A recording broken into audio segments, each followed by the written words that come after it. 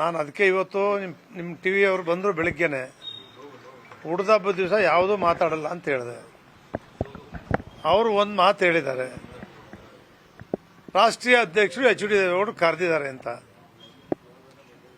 ದೇವೇಗೌಡರು ನಾನು G T ದೇವೇಗೌಡರು ಮಾತಾಡಿ ಬಪ್ಪ ಚುನಾವಣೆಗೆ ಅಂತ ಕರೆದಿದ್ದೆ ಅಂತ ಹೇಳ್ಬಿಡ್ಲಿ. ಅವರು ರಾಜಕೀಯದಿಂದ ಇವತ್ತೇ ರಿಟೈರ್ ಆಗ್ಬಿಡ್ತೇನೆ. ಅವ್ರು ಫೋನ್ ಮಾಡಿ ಮಾತಾಡಿದ್ರೆ ದೇವೇಗೌಡರು ಮಾತಾಡಿದ್ದೀನಿ ಅಂತ ದೇವೇಗೌಡರು ಹೇಳಿದರೆ ಇವತ್ತೇ ರಾಜಕೀಯದಿಂದ ರಿಟೈರ್ಡ್ ಆಗಿ ರೆಡಿ. ಜಿ ಟಿ ದೇವೇಗೌಡನ ಕರೆದೇ ಮಾತಾಡಿದೆ ಅಂತೇಳಿ ಇವೆಲ್ಲ ಸುಮ್ಮನೆ ಯಾವ್ಯಾವುದನ್ನು ಕೂಡ ಯಾವುದೋ ತಿಳಿದೆ. ದೊಡ್ಡವರು ಇದ್ದಾರೆ ದೇವೇಗೌಡರು, ಅವ್ರು ಏನೇ ಮಾಡಿದ್ರು ಸುಳ್ಳು ಹೇಳೋಕ್ಕಾಗಲ್ಲ, ಅವ್ರಿಗೆ ಸುಳ್ಳು ಹೇಳ್ಸೋಕ್ಕಾಗಲ್ಲ. ಅವ್ರು ನನ್ನ ಜೊತೆ ಮಾತಾಡಿಲ್ಲ. ಅವ್ರು ಮಾತಾಡಿದ್ದು ಯಾವಾಗ, ಬೇರೆ ಯಾವುದೋ ಸಂದರ್ಭದಲ್ಲಿ ನನಗೆ ಹುಷಾರಿಲ್ಲಪ್ಪ, ಒಂದು 10 ನಿಮಿಷ ಬಂದು ಮಾತಾಡ್ಕೊಂಡು ಹೋಗಪ್ಪ ಅಂತ ಹಿಂದೆ ಹೇಳಿದರು. ಬೈ ಎಲೆಕ್ಷನ್ಗಿಂತ ಮುಂಚೆ ಇನ್ನೂ ಒಂದೂವರೆ ತಿಂಗಳು ಮುಂಚೆ ಬಂದು ಮಾತಾಡ್ಕೊಂಡು ಹೋಗಪ್ಪ ಅಂದರು.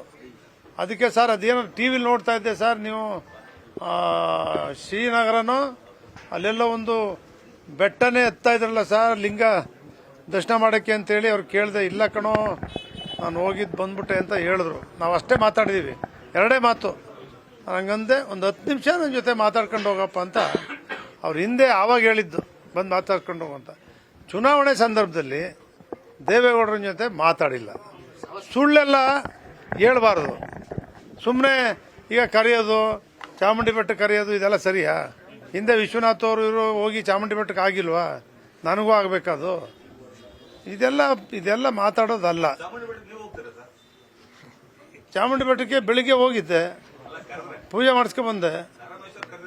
ನಾನು ಯಾವುದೇ ಕಾರಣಕ್ಕೂ ಧರ್ಮಸ್ಥಳಕ್ಕಾಗಲಿ ಚಾಮುಂಡೇಶ್ವರಿಗಾಗಲಿ ಎಲ್ಲೂ ಹೋಗಲ್ಲ. ನಾನು ಹೇಳೋದೇ ಸತ್ಯ. ನಾನು ಹೇಳೋದೇ ಜನಕ್ಕೂ ಕೂಡ ಗೊತ್ತು, ಸತ್ಯ ಹೇಳ್ತಾನೆ ಸುಳ್ಳು ಹೇಳ್ತಾನಂತ. ನಾನು ಯಾವ ತಪ್ಪು ಮಾಡಿದ್ರು ತಪ್ಪು ಮಾಡಿದ್ದೀನಿ ಅಂತಲೇ ಹೇಳ್ತೀನಿ.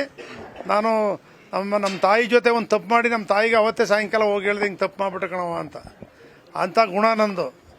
ಏನು ತಪ್ಪು ಮಾಡಿದೆ ತಪ್ಪೇ ಮಾಡಿದ್ದೀನಿ ಅಂತ ಹೇಳ್ತೀನಿ. ನೇರ ತಪ್ಪು ಮಾಡಿದ ಮನುಷ್ಯ ನಡೆಯೋ ಕಾಲ ಎಡಗುತ್ತೆ. ಯಾರು ತಪ್ಪು ಮಾಡಿ, ನೀವು ತಪ್ಪು ಮಾಡಿಲ್ವಾ?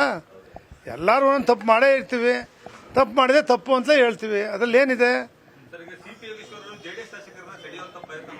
ನೋಡಪ್ಪ, ನೀವು ಸತ್ಯ ಹೇಳ.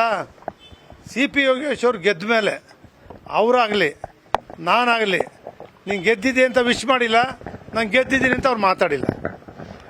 ಇದು ಸತ್ಯ. ಇದು ಸತ್ಯ ಅಂದೆ. ಚುನಾವಣೆ ಮುಂಚೆ ಮಾತಾಡಿದ್ದೀನಿ ನಿಜ.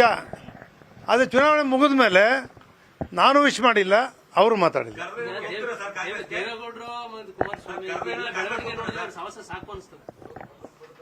ಯಾರಿಗೆ? ನಿಮಗೆ ಸಾಕಾಗಿದೆ. ನನಗಿಂಥದ್ದು ಒಂದೇ ಸಾರಿ ಅಲ್ವಲ್ಲ. ನಾನು ನಿಮಗೆ ಆಗಲೇ ಹೇಳಿದೆ, ಎಷ್ಟು ಸಾರಿ ಮಾಡಿದ್ದಾರೆ ಅಂತಲೇ ಹೇಳಿದೆ ನಿಮಗೆ. ಧರ್ಮಸಿಂಗ್ ಜೊತೆ 15 ಮಂತ್ರಿ ಮಾಡ್ತೀವಿ ಅಂತ ಹೇಳಿ ಹೋಗಿ ಮಾಡಲಿಲ್ಲ. ಯಡಿಯೂರಪ್ಪ ಜೊತೆ ಅಣ್ಣ ಹೋದ ಸಾರಿ ಊಟದ ಕಾರು ಮಿಸ್ ಆಯಿತು, ಬನ್ನಿ ತಗೊಂಡೋಗಿ ಅಂದರು, ಕೊಡಲಿಲ್ಲ. ಸಿದ್ದರಾಮಯ್ಯನವರು ಸೋತು ನಾನು ಗೆದ್ದೋದೆ, ಮುಖ್ಯಮಂತ್ರಿ ಸಮಾನವಾದ ಹುದ್ದೆ ಕೊಡ್ತೀವಿ ಅಂತ ಕೊಡಲಿಲ್ಲ. ಅದಾದಮೇಲೆ ನಾಯಕರು ನಾವೇ ಅಂತ ಹೇಳಿದ್ರು, ಲೀಡರು. ಬೆಳಗ್ಗೆ ಹೊತ್ತಿಗೆ ಚೇಂಜು ಇರಲಿಲ್ಲ.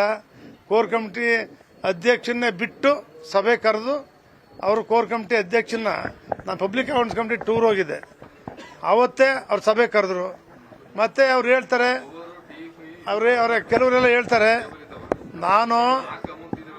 ನಾನು ಕೊಡಲಿಲ್ಲ ಅಂಥೇಳಿ ಯಾವತ್ತೂ ಮುನ್ಸ್ಕಟ್ಕೊಂಡಿಲ್ಲ. ನಾನು ಇವತ್ತಿನವನಲ್ಲ, ಯಾರನ್ನೋ ಕರ್ಕೊಂಬಂದ್ಬಿಟ್ಟೆ ಅವ್ರೇನು ಚೂರಿ ಹಾಕ್ಬಿಟ್ರು ಅನ್ನೋಕ್ಕೆ ನಾನೇ ಕರ್ಕೊಂಬಂದಿದ್ದೀನಿ ಹೊರತು ಅವ್ರು ನನ್ನ ಕರ್ಕೊಂಬಂದಿಲ್ಲ.